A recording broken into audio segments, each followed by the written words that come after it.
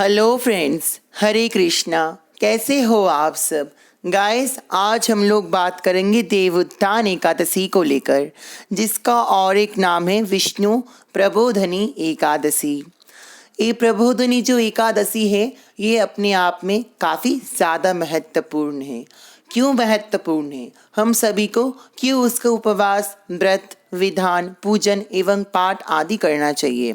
Guys, Skanda Purana के अनुसार ब्रह्मा जी श्री नारद महाराज को बोलते हैं, नारद संवाद में लिखा है कि हे नारद, जो भी ये व्रत करता है वो अश्वमेध यज्ञों के समान फल मिलता है उसको।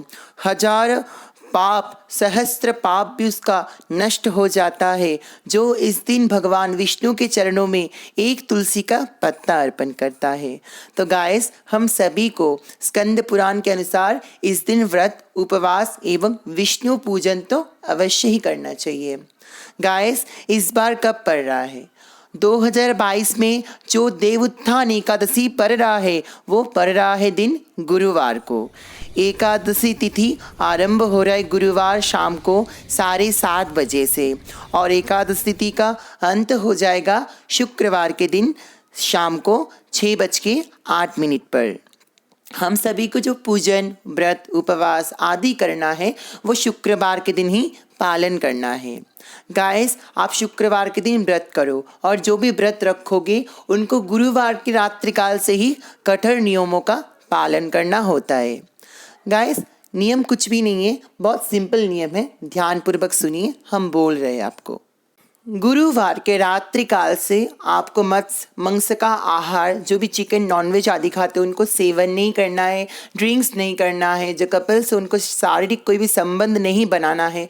कठोर ब्रह्मचर्य का पालन अनिवार्य है एकादशी व्रत में, क्योंकि एकादशी व्रत का जो अधिष्ठाता होते हैं वो भगवान श्री नारायण होते हैं। और 11 में जो भी व्रत उपवास करता है उनको सभी को पता होता है कि दशमी तिथि के रात्रि से ही अन्न का सेवन नहीं करना चाहिए। तो आपको नियम विधि पालन करना चाहिए और शुक्रवार के दिन आप सुबह सुबह जल्दी उठ जाइए। उठ जाने के पश्चात आपको शुद्ध जल में थोड़ा सा गंगा जल, कुशा घास एवं तिल मिलाकर स्नान करना चाहिए। स्नान के उपरांत आपको शुद्ध वस्त्र, सफ़ेद, पीला वस्त्र धारण करना चाहिए। ब्लैक, ब्लू आप अवॉइड करें। जो भी सुहागिनी महिलाएं हो वो पिंक या फिर रेड पहन सकते हो, ये आपके सौभाग्य में वृद्धि करता है। तो निश्चित रूप से आप वाइट मत पहनो। आप सुहागनी हो तो आपको रेड या फिर आपको ऑरेंज और पिंक बहुत ज़्यादा शुभ होता है महिला के लिए। तो इसके उपरांत आपको एक शुद्ध पाटिये पर भगवान विष्णु का चित्र, मूर्ति को स्थापन करना चाहिए। मूर्ति है तो पंचामृत से उनका स्नान करवाए, उनको तुलसी दल अर्पण करे, श्वेत चंदन अर्पण करे, श्वेत पुष्प जो भी होता है बेला के पुष्प अर्पण करे, जस्मीन जो होता है जस्मीन अर्पण कर सकते हो। सफ़ेद कमल मिल जाए दोस्तों, सफ़ेद कमल अगर आपको मिल जाए तो सोने पे सुहागा, क्योंकि सफ़ेद कमल भगवान विष्णु को अत्यंत प्रिय है। तो आप भगवान विष्णु को सफ़ेद कमल अर्पण कर सकते हो, पीले पुष्प अर्पण कर सकते हो और तुलसी दल तो प्रभु को सर्वाधिक प्रिय है। उसके उपरांत आप फल, मिष्ठान्न जो भी आप ग्रहण करोगे व्रत भंग के दौरान वो आप भगवान को अर्पण कीजिए। उसके बाद वहाँ पर आरती उतारे भगवान को। और कार्तिक मास चल रहा है दोस्तों, कार्तिक मास में हम सभी ने भगवान को दीप दिखाया पूरे दिन। और जो भी मेरा वीडियो नहीं देखो दीपदान का महत्व एवं दीपदान कैसे करना चाहिए भगवान को, तो हम नीचे डिस्क्रिप्शन में लिंक दे रहे, आप जाकर देख लीजिए। आपको भगवान को 5, 7, 9, 11, 21 या फिर 108 दीपक अर्पण करना चाहिए। सभी दीपक में रुई का बत्ती होगा और घी का प्रज्वलित होना चाहिए। तेल इस्तेमाल नहीं करें, तिल का तेल भी अवॉइड कीजिए, शुद्ध घी का इस्तेमाल कीजिए, वही सर्वोत्तम माना जाता है। दोस्तों, एक बार का कहानी आता है कि एक चूहा भी भगवान हुआ था, श्री कृष्ण का भक्त। कैसे हुआ था हम आपको सुना रहे, ध्यानपूर्वक सुनिए। एक बार का कथा आता है कि एक चूहा जो था वो रोज कार्तिक मास में दीप दान के बाद वो दीप का जो बचा हुआ घी रहता था वो खाने आता था। एक बार का कथा ऐसा आता है कि वो चूहा खाने तो आया, बट उस दिन जो बत्ती था, जो वो अग्नि प्रज्वलित था और नहीं बुझा था, तो उसने उसी अवस्था में घी को खाना शुरू कर दिया।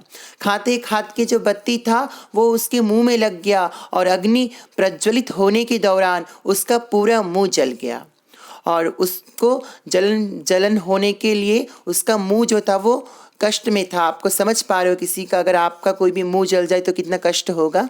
ठीक ऐसे ही चूहे का भी कष्ट हो रहा था, तो वहां पर उछल कूद मनाने लग गया भगवान श्री कृष्ण के सामने और ऐसा करते करते उसने भगवान को दीप दिखा दिया। इस एक दिन दीप दान के पुण्य से वो उसका जो नेक्स्ट जन्म था वो एक वैष्णव के रूप में था। गाइस आप समझ लीजिए, अगर एक बार दीप दान के लिए भगवान हमको इतना पुण्य देते हैं, इतना पाप भगवान, इतना दुष्टता भगवान नष्ट कर देते हैं, तो सोचिए अगर भगवान को रोज दीप दिखाओगे तो आपको कितना पुण्य मिलेगा। गाइस दामोदर मास में दीप दान का महत्व अत्यंत है, तो निश्चित रूप से भगवान को दीप अर्पण कीजिए। ओम नमो भगवते दामोदराय, इस मंत्र का तो हमने आपको बोला है कि इस मंत्र को आप इस पूरे दामोदर मास में अपने कंठ में धारण कर लीजिए, हर वक्त मन में बोलिए ओम नमो भगवते दामोदराय, ओम नमो भगवते दामोदराय, ओम नमो भगवते दामोदराय। इस मंत्र का आपको निरंतर जप करना चाहिए और उसी दौरान आपको दीप भी दिखाना चाहिए। गाइस दीप दिखाने से कहा जाता है सभी पितृ दोष भी नष्ट हो जाता है, धन की जो भी आपत्ति होता है वो भी मिट जाता है, ग्रह पीड़ा भी शांत हो जाता है। तो आपको इसके बाद आप भगवान को दीप अर्पण कीजिए और जो भी इस दिन तुलसी विवाह अनुष्ठान करते हो उन सभी को जो शाम का टाइम है उसमें तुलसी विवाह का अनुष्ठान करना है। आपको गन्ने का मंडप बनाना है, तुलसी माता को शालिग्राम का शुभ विवाह देना है। जो भी विवाह देना चाहते उसके लिए खास नियम होते हैं, वो मुझे कमेंट करो, हम बोल देंगे आपको जी नियम होते। और जो भी विवाह दान करोगे, विवाह करोगे और कन्या दान करोगे, उनको याद रखना है कि माता तुलसी को एवं विष्णु भगवान को हरिद्रा यानी हल्दी अवश्य अर्पण करना चाहिए। हल्दी बहुत ज़्यादा शुभ है, तो ये रस्म तो आपको अवश्य निभाना चाहिए। और जो भी विवाह करोगे उनको भी तुलसी मैया को एक दुल्हन की तरह सजाना चाहिए, उनको अलता, चूड़िया, साड़ी, चुनरी सब कुछ अर्पण करना चाहिए। 16 श्रृंगार का जो भी सामान होता है वो आपको माता को अर्पण करना चाहिए। इसमें बिछिया, कानबाला, चूड़ी, कंकन, नुपुर बहुत सारे आदि आ जाता है। तो आप जो भी लड़कियां हो उनको सभी को पता है, तो आप 16 श्रृंगार का सामान माँ तुलसी को अर्पण कर दो। उसके उपरांत ही आपको अगर संभव हो सके तो रात्रि जागरण करो। रात्रि जागरण नहीं कर सकते तो भगवान को याद करके सो जाओ और नेक्स्ट दिन यानी शनिवार की सुबह हम सभी को पारण करना है। पारण का शुभ मुहूर्त क्या है नोट कर लीजिए। पारण का जो शुभ मुहूर्त है वो 5:42 यानी सुबह 5:42 से सुबह 9:25 यानी 9:25 पर है। इसी टाइम पर आपको भगवान विष्णु को, तुलसी मैया को फिर से पूजन करना है। पूजन के उपरांत कोई भी अन्न भोग लगा लो, आप खीर बना सकते हो, पुलाव बना सकते हो, भगवान को अर्पण करो और उसको प्रसाद रूप में ग्रहण करो। गाइस द्वादशी का जो पूजन होता है उसमें अन्न भोग सर्वश्रेष्ठ माना जाता है। जैसे एकादशी पूजन में हम अन्न का सेवन, पंचशस्य का सेवन नहीं करते, बट जो द्वादशी तिथि होता है उसमें अन्न सेवन सर्वश्रेष्ठ बोला जाता है। तो इसी तरह सब पूजन करो और उसके बाद आपके घर में कोई भी भिक्षा मांगने आ जाए, कोई भी भिक्षुक आपको दिख जाए तो आपको अवश्य उसको थोड़ा सा सहायता करना चाहिए। गाइस भिक्षुक में ही भगवान का वास होता है और भिक्षुक को जो भी उपहास करता है, उनको दान नहीं देता, उसके ऊपर भगवान रूठ जाता है। आपका जितना सामर्थ्य 5 रुपए 10 रुपए आप उतना ही दान करो, बट आपको खाली हाथ उनको नहीं लौटाना है। गाइस दान का महत्व बहुत ज़्यादा है कलयुग में, तो अवश्य दान करो और भगवान का पूजन करो।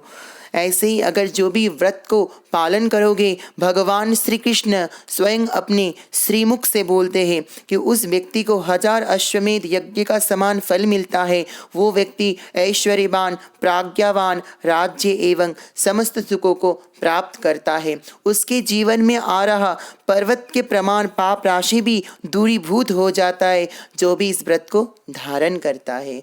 गाइस, चातुर्मास का भी अंत होता है। इस देवोत्थान एकादशी के दौरान भगवान श्री हरि विष्णु अपने पूर्ण रूप में हम सभी को पालन करते हैं और महाकाल का टाइम भी अंत होता है इस एकादशी के दौरान। तो हम सभी को बहुत धूमधाम से मनाना है देवोत्थान एकादशी। बोलिए विष्णु भगवान की जय। गाइस, आज के लिए बस इतना ही। Love you all guys, take care. जो भी अपना कुंडली विश्लेषण करवाना चाहते हो, जीवन में परेशानी आपको घेर कर रखा है, मुझे अपना